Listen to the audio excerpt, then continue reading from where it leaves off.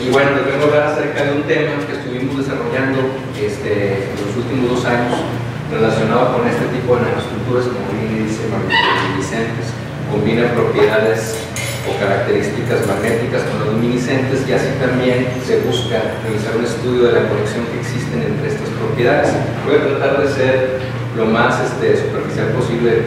respecto del tema, porque sí es algo complicado, y me voy a centrar mucho en la parte que yo he notado que es de mucho interés, además obviamente del tema para los estudiantes, que es el cómo discutir en sí los resultados que por ahí se presentan, pero sobre todo cómo interpretar cada uno de los datos que se obtienen de técnicas de caracterización varias. Por aquí mezclé varias, que algunas están disponibles aquí, otras se tuvieron que hacer fuera, pero bueno. Entonces, en principio, el interés por el desarrollo de este tipo de estructuras, no se ve muy bien, son muchas figuras, es el desarrollo de nanoestructuras, como decía ahorita, magnetoluminiscentes, que caen dentro de una categoría denominada nanoestructuras multimodales. Estas nanoestructuras multimodales no necesariamente combinan propiedades de luminiscencia con magnéticas, pueden combinar características tales como sensibilidad al pH en conjunto con otra propiedad que puede ser óptica, que también puede ser magnética, y tienen como finalidad su uso esencialmente en el campo de la biología y la medicina. En este caso, por aquí vemos una imagen, de hecho por aquí están las referencias bibliográficas, una imagen desarrollada por microscopía de fluorescencia, aunado a un conjunto de curvas de M contra H de magnetización frente al campo, que se desarrolla en equipos como el que tenemos en el CIDI, que es el magnetómetro con el que por ahí contamos en la Facultad de Ingeniería Mecánica y Eléctrica. Como decía ahorita, la liberación de fármacos, que puede desarrollarse en conjunto con el delineado de algunos sitios en donde, por ejemplo, se desean entregar drogas quizá para la mitigación de tumores cancerígenos, y también, pues bueno, el término de las propiedades magnéticas que estos podrían generar, así como también la separación marcado celular a partir de la combinación de partículas magnéticas con algunos polímeros que presentan características como conjugación, y en su defecto en algunos casos pueden presentar el fenómeno de fotoluminiscencia, quiere decir la emisión de radiación electromagnética toda vez que son excitados con una fuente de radiación electromagnética, quizá de una longitud un poco más pequeña. Y por acá, pues bueno, el efecto que este marcado tiene para poder delimitar o marcar ciertas zonas en algunos cultivos celulares. Una de las cuestiones relacionada con el uso de partículas magnéticas aunado a dominios o fases que presentan luminiscencia es uno bien conocido como extinción de la luminiscencia. De hecho, en la literatura, pues en inglés le llaman quenching, y de repente malamente les usa el quencheo, y luego decimos que la especie que es la encargada de generar este tipo de fenómeno de quenching o de extinción es el quenching. De hecho, por aquí está, no se alcanza a ver muy bien, pero está entre paréntesis cómo cambia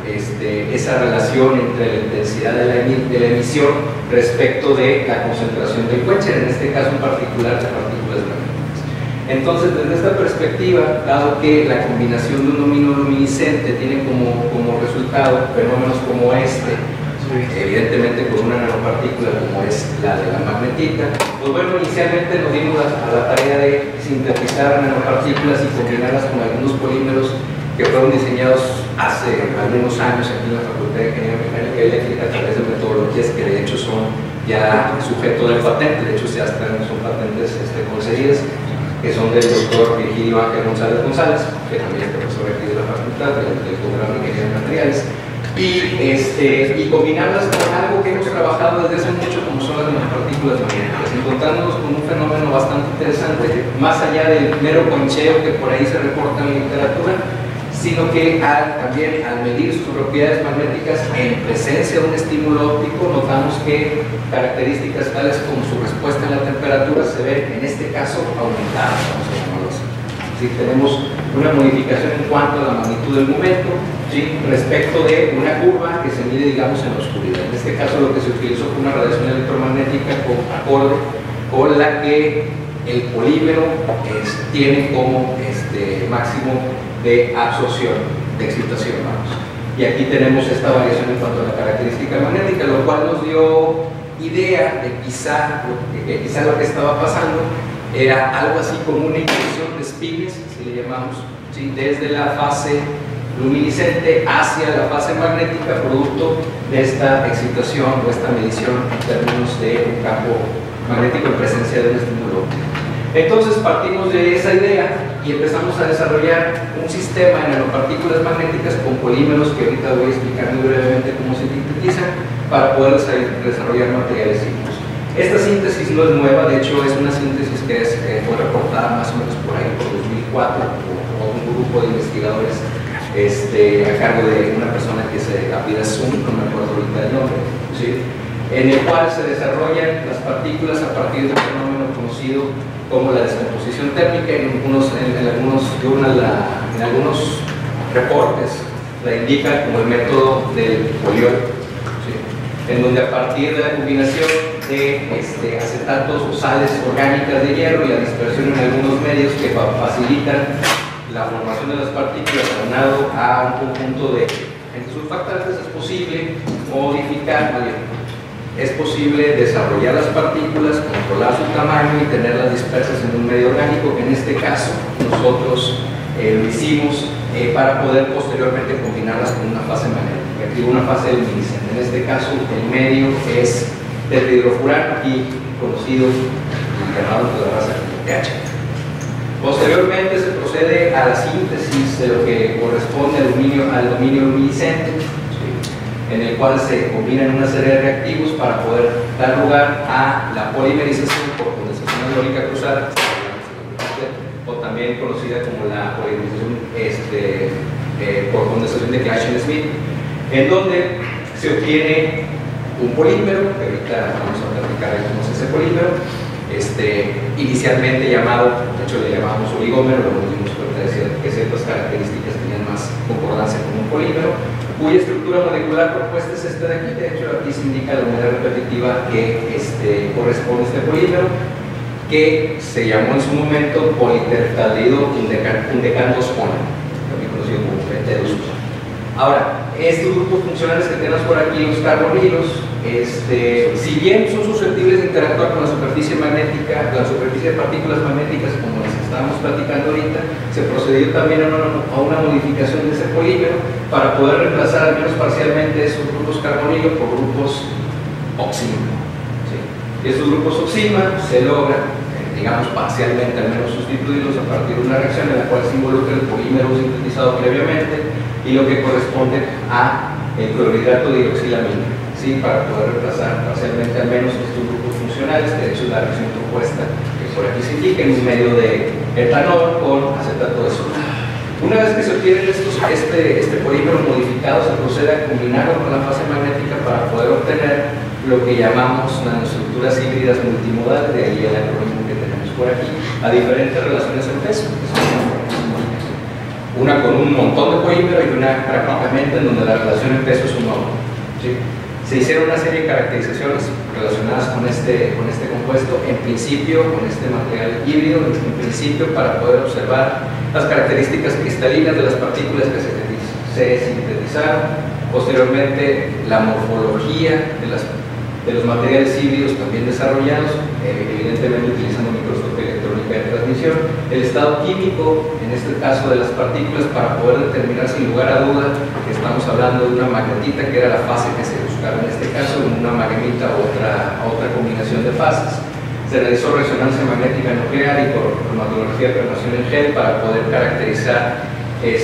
las propiedades, para poder caracterizar o obtener información acerca de la estructura molecular y sobre todo el peso molecular de los polímeros desarrollados.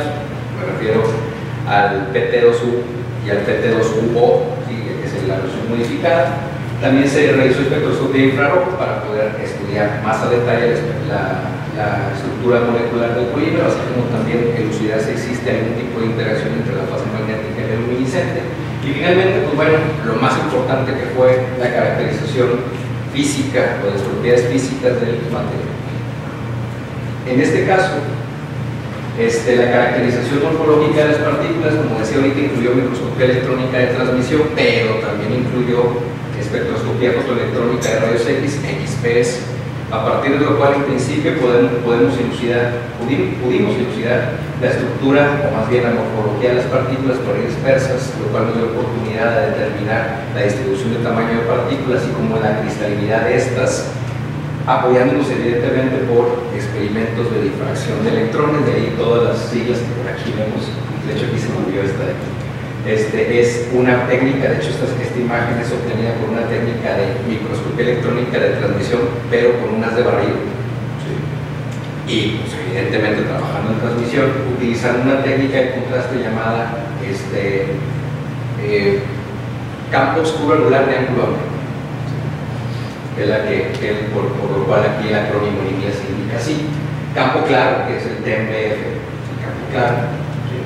La difracción de electrones que por aquí tenemos y pues, bueno, las curvas de XPS. En este caso podemos observar morfología, distribución de tamaño a partir de la morfología, estructura cristalina, al menos de una manera muy general, y una manera más específica, evidentemente a través de técnicas de difracción. En este caso acudimos a la técnica de XPS para poder determinar, apoyándonos de esta difracción, de que era realmente una fase que involucraba óxido de hierro, cuyo estado de oxidación combinaba tanto hierro 2+ como hierro 3+, característico de la magnetita. Y aquí vemos, digamos que el espectro, así se llama hierro espectro, en el cual se indican los picos principales de esta emisión. Una cosa muy interesante del XPS es que cuando tenemos orbitales y el XPS lo tenemos de fotoelectrones emitidos desde orbitales cuya simetría no es esférica, caso de orbitales, siempre tenemos un conjunto de picos. ¿Sí? Y a partir de este pico es posible elucidar si existe o no existe hierro en diferentes estados de oxidación, a través evidentemente de propuestas que mucha gente ha hecho a lo largo del tiempo para poder realizar este tipo de convoluciones que son bastante complejas de hacer. Posteriormente se realizó la caracterización morfológica de los materiales híbridos, donde por ahí vimos la formación de este tipo de estructuras, aunado, claro está, a la composición química a través de técnicas de microscopía electrónica, en este caso energía dispersiva de rayos X, que son los picos que por aquí se indican, donde evidentemente no es posible determinar el estado químico como lo veíamos en XPS, sino simple y sencillamente señalar qué elementos están presentes, que es lo que por ahí estamos observando. Ahora bien, para poder determinar la estructura molecular, ¿sí?, del polímero se acudió a resonancia magnética nuclear, en este caso del protón, no nos alcanzó para hacer la de carbón 13. A partir de lo cual pudimos observar que sí, en el caso específico de los carbonilos cetónicos o aldehídicos, los que están, no se alcanza a ver muy bien por aquí, los que están por aquí o en las terminaciones, pues sí, hasta cierto punto se lograron reemplazar, aunque esta imagen de aquí nos indica que probablemente existan algunos que quedaron sin reemplazar, lo cual nos sugiere que realmente sí tenemos o seguimos teniendo carbonilos acetónicos o aldehídicos que no fueron reemplazados por los grupos oxima. Y por aquí tenemos lo que significa, lo que indica la cuestión de la cromatografía de formación en gel, a partir de la cual podemos obtener lo que es la distribución de tamaños o pesos moleculares. Lo interesante aquí no es decir el peso molecular, que después sí es grande, ya lo podemos llamar de polímero, ¿sí?, sino que al momento de realizar la modificación es evidente que algunas cadenas, ¿sí?, perdieron longitud en virtud a la reacción de modificación en el valor de sujeto, es decir, las cadenas en el caso de la versión modificada con oximas, pues es más corta. Ahora bien, a partir de la espectroscopía de infrarrojo pudimos asociar cada una de estas bandas a las correspondientes oscilaciones o vibraciones relacionadas con esta estructura molecular, de nuevo diciéndonos que sí corresponde a lo que por ahí se estaba indicando como el modelo que planteamos inicialmente como reacción. Pero también pudimos observar pequeñas variaciones en cuanto a los materiales compuestos. Tal es el caso de esta en particular, que pertenece a una oscilación que involucra el estiramiento del carbón que tenemos por aquí con el nitrógeno, así como también el corrimiento que tenemos por aquí hacia a mayores números de onda, que se llama corrimiento ipsocrómico, ¿sí?, de esta banda, que se relaciona con el estiramiento de este enlace en el grupo oxígeno. Aunado, esto es, digamos, lo más importante, a una modificación bastante sustancial en cuanto a la posición de los picos de excitación y emisión caso de la fluorescencia o fotoluminiscencia en este caso, del material híbrido, que sería este de aquí, con un muy poquito contenido de nanopartículas,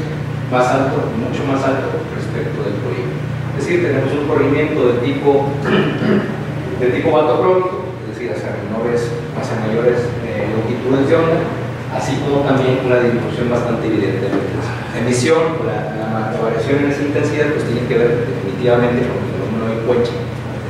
de la extinción de la luminiscencia por parte de las nanopartículas, pero también el hecho de que existe ese corrimiento sugiere la formación de un nuevo, se llama fluoróforo, que muy seguramente tiene que ver con la interacción que tienen las partículas en su superficie con el grupo oxígeno, o incluso también carbonillos que por ahí quedan sin ser reemplazados. Ahora, las propiedades magnéticas son las curvas clásicas de M contra H, que se pueden obtener muy fácilmente en el magnetómetro del CD, donde observamos todas estas fueron obtenidas a 2 Kelvin, ¿sí? Para poder observar sin lugar a dudas lo que corresponde a la respuesta en ausencia de estímulo térmico y poder determinar de esta manera bien a bien el orden magnético relacionado a las nanopartículas. Y lo que observamos aquí es una característica denominada coercitividad, la cual que básicamente se refiere al campo necesario para borrar la remanencia. Esta remanencia en particular, llamada remanencia de saturación, la más alta que puede alcanzar el material. Y en este caso, al momento de estar aumentando el contenido, el peso de nanopartículas, es decir, aquí tengo nanopartículas puramente, aquí tengo híbrido con una relación de peso de 10, es decir, 10 veces polímero respecto a nanopartículas, 2 veces polímero respecto a nanopartículas y el contenido en peso mismo de nanopartículas que de polímero. Vemos una disminución pues notable en cuanto a la coercitividad. Y esto nos llevó a, digamos, a elucubrar al menos en este momento, una hipótesis relacionada con que el ensamblaje de las partículas debido a esas interacciones con el polímero llevaba a una modificación en una característica que se conoce como anisotropía, ¿sí? Que básicamente tiene que ver con la dependencia de la dirección en la cual se mide la propiedad respecto a esa propiedad. Y para eso obtuvimos este tipo de curvas que realmente no es nada trivial obtenerlas, porque cada una de estas curvas se sirve de al menos 2 curvas más que surgen de una relación como la que aquí se indica, en la cual, para un sistema en el cual no existe ninguna interacción magnética entre partículas, la línea debería de moverse solamente a lo largo de cero. Pero para un sistema en el cual abundan las interacciones, ya sea hacia arriba magnetizantes o hacia abajo desmagnetizantes, pues vamos a tener variaciones respecto a ese cero. Y lo que observamos es que, además de los diferentes procesos relacionados con la componente, se llama de irreversibilidad, de hecho esta es una componente de irreversibilidad, aquí ha respuesto un material magnético a no seguir el camino en el que originalmente fue emanado sin mostrar la remanencia, eso sería la componente irreversible. Observamos que a medida que incremento el contenido en peso de las nanopartículas, la desviación es hacia interacciones de tipo magnetizante, que normalmente ocurren o se relacionan con un aumento en la separación entre las partículas que tenemos ahí en el grupo o aglomerados en el ensamble de partículas. ¿Sí? Y ahí calculamos una constante llamada constante de anisotropía, ¿sí? A partir de curvas que tienen que ver con la respuesta en la temperatura de dicha remanencia, ¿sí? Y las correlacionamos con estas variaciones y vemos un decremento en esa constante relacionada con el aumento de las interacciones de tipo magnetizante en esta materia. Pero no estando conformes, digamos, hasta ahí, lo que nos faltaba era ver cómo se comportaba el material cuando eran medidas sus propiedades magnéticas en presencia de un estímulo óptico, que son las curvas de Stanford. Para hacer eso, utilizamos, ahí nos ayudó la gente de Quantum Design, la compañía proveedor del magnetómetro, lo dirigieron en Alemania, un ingeniero de aplicaciones de ellos, utilizando un portamuestras que se llama FOCH. El FOCH es el acrónimo de Fiber Optic Sample Plot, en donde montamos la muestra, tenemos la oportunidad o la chance de excitar con radiación electromagnética de longitud de onda controlable, que en este caso utilizamos la longitud de onda correspondiente a la excitación del polímero para medir la propiedad magnética. Y aquí lo que tenemos es el comparativo de estas curvas, de hecho, de esta muestra, la que tiene una relación de 10, o sea, 10 veces polímero respecto a magnética. y la que tiene una relación de 1, es decir, 1 de magnetita, 1 de polímero. Y lo que observamos es que al momento de excitar, que es una curva de puntitos más claros, al excitar con la longitud de onda correspondiente a esa máxima excitación del polímero, disminuye el ancho de las subesterezas. ¿Esto qué implica? Al menos en este punto de la investigación, que de hecho todavía estamos trabajando en ello, sugiere que el quenching de la luminiscencia del polímero da como resultado el acoplamiento de spines desde el polímero hacia la fase magnética, pero estos colaboran contribuyendo a disminuir lo que se conoce como la dureza magnética del material, en este caso en particular de las nanopartículas que por ahí están ensambladas en el material. Que de hecho esto fue parte de una tesis, de hecho por aquí, por eso puse la referencia como resultado de un artículo, fue parte de una tesis de maestría que ya se terminó hace aproximadamente en el P2. Y esto nos llevó a concluir, al menos de manera preliminar hasta ahorita, porque todavía falta bastante camino por recorrer para poder determinar si o no es así lo que estamos suponiendo, que el ensamblaje de este tipo de nanoestructuras, base, polímero, fotoluminiscente, de diseño le llamamos propio, aquí la Facultad de Ingeniería Mecánica y Eléctrica, pero ahora es de la Facultad de Ingeniería Mecánica y Eléctrica, de nanopartículas. Dicho polímero da como resultado variaciones significativas en cuanto a las propiedades magneto-ópticas del material, producto quizá de esa interacción entre los dominios que muchas de las veces en la literatura se saltan y muchas de las veces se reportan por separado. Y en este caso, pues bueno, en una primera instancia se fue capaces de poder reportar esa, digamos, sinergia entre ambas propiedades físicas, la propiedad magnética y la propiedad llamada fotoluminiscencia. Bueno, eso sería todo.